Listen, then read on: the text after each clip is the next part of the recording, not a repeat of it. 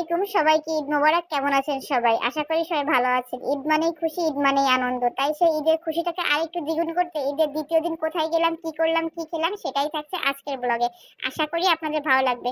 দেখতেই পাচ্ছেন ভ্যানের উপরে পা দুলাতে দুলাতে চলে এসেছি। ওই যে দূরে আলো দেখতে পাচ্ছেন, ওইখানে ছোটখাটো একটি মেলা হচ্ছিল। এটা হচ্ছে আমাদের বয়রা মুজগুন্ডি মেলার মাঠ। আর এখানে ঈদ পরবর্তী 7 দিন একটা মেলার আয়োজন করা হয়। সেখানে আমরা হাজবেন্ড ওয়াইফ চলে এসেছিলাম রাতে ভ্যানে উঠে বাতাস খেতে খেতে। বাস বলেন, ট্রেন বলেন, প্লেন বলেন, কিন্তু ভ্যানের সাথে কোনো কিছু জুড়ি না। আমার তো ভ্যানে উঠলে একবার নামতে ইচ্ছে করে না, মনে হয় চলতেই থাকি চলতেই থাকি চলতেই থাকি, এত বেশি ভালো লাগে। পুরো ফুরফুরা মেজাজ হয়ে যায় আমার। তো এবার ভ্যান থেকে নেমে হাঁটা শুরু করলাম। যাচ্ছি তো যাচ্ছি, যাচ্ছি তো যাচ্ছি। বেশ দূরে আমাদের ভ্যান থেকে নামিয়ে দিয়েছিল, কারণ বেশ ভিড় ছিল, এই জন্য ভ্যান আর এগোতে পারছিল না। ঢোকার শুরুতে বাহারে দেখতে পেলাম একজন বয়স্ক চাচা কিছু বই বিক্রি করছেন। এনার কাছ থেকে দুটো বই কিনে নিয়ে আবার সামনের দিকে পা বাড়ালাম। হাঁটতে হাঁটতে সামনের দিকে চলে গেলাম বেশ খানিক দূর। মেলাতে ঢুকে প্রথম আমার যে জিনিসটাতে চোখ আটকে গেল সেটা হচ্ছে এই মাটির খেলনাগুলো। আর যেগুলোকে দেখে আমার ছোটবেলার স্মৃতি মনে পড়ে গেল।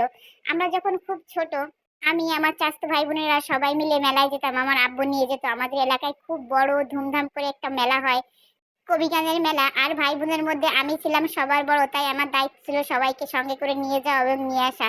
আর আব্বুর কথা ছিল তুমি যা যা কিনবে ওদেরকেও সেম তাই তাই কিনে দিবে। তো আমি যা যা নিতাম ওদেরকেও তাই কিনে দিতাম। কিন্তু এর মধ্যে মজার একটি ঘটনা ঘটতো, যখন আমার ভাই বোনের সঙ্গে মারামারি হতো, ঝগড়া বাঁধতো, আমি তখন ওদের বলতাম এগুলো তো আমরা তোমাদের কিনে দিয়েছি, তোমরা নিয়েছো, এই বলে ওদের সঙ্গে ঝগড়াঝাটি শুরু করতাম। ওরা রাগ করে ফিরিয়ে দিয়ে যেত। কিছু সময় পর আবার যখন ভাব হয়ে যেত, আমি নিজেই ওদের বাড়ি এগিয়ে দিয়ে আসতাম। মেলায় ঢুকেই প্রথম কয়েক মুহূর্ত আমি চলে গেলাম আমার সেই ছোটবেলায়। কত মধুর মধুর স্মৃতি আছে আমাদের ছোটবেলায়, তাই না? ভাবতে বসলে পুরো দিন শেষ হয়ে যাবে। কতই না ভালো ছিল সেই দিনগুলি, কতই না ভালো ছিল সেই ভাই বোনের সম্পর্ক। এখন ভাই বোনগুলা ঠিকই আছে, কিন্তু আগের মতো সেই সম্পর্ক আর নেই। তো সামনে আরো ছিল অনেক অনেক মাটির খেলনা। এগুলা দেখে আমি বারবার ফিরে যাচ্ছিলাম আমার ছোটবেলায়।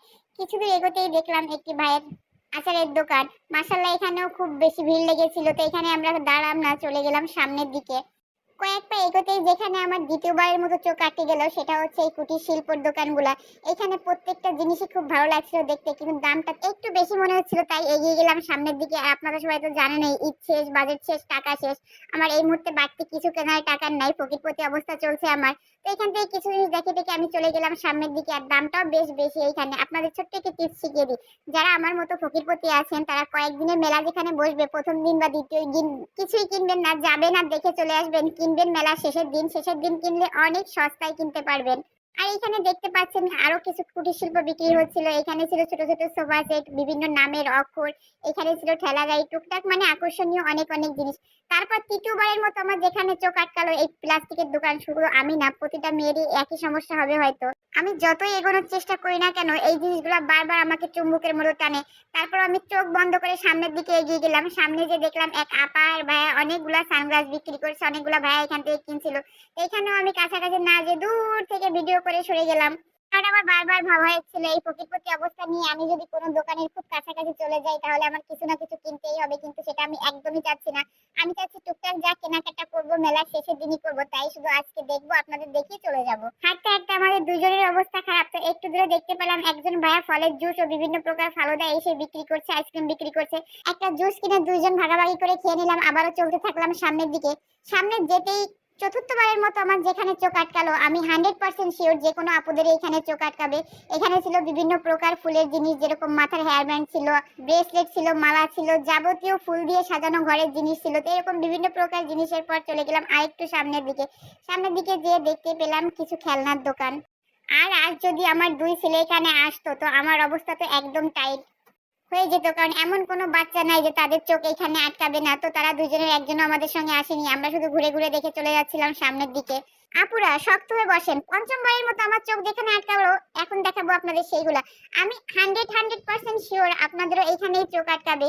মেলায় যাই যেখানেই যে আমার কুকার স্পনের উপরে চোখ আটকাবে। তো এইখানে দামগুলো একটু বেশ চড়া মনে হচ্ছিল। এইখান থেকে একটা চামিচ আমার অনেক পছন্দ হয়েছিল। আমি জানছিলাম ভাইয়া এটার দাম কত। ভাইয়া যে দাম বললো আমার হাতে ছাট করে একটা ছ্যাক লাগলো, আর সঙ্গে সঙ্গে আমি রেখে দিলাম। তাই ভাবলাম আর কোনো দোকানে খুব কাছাকাছি যাব না, দূর থেকে শুধু আপনাদের দেখাবো যাতে আমার হাতে পায়ে ছ্যাক না লাগে। ঘুরতে ঘুরতে আবার মাঠের এক প্রান্তে চলে এলাম। এখানে ছিল সানগ্লাস ও একটি ক্যাপের দোকান। এখান থেকে ঘুরে আমি দূর থেকে শুট করেছিলাম, কারণ আমি তো আপনাদের বলেছি আর কাছে যাব না, কারণ কাছে গেলেই স্যাক লাগবে, এত এত দাম চাই।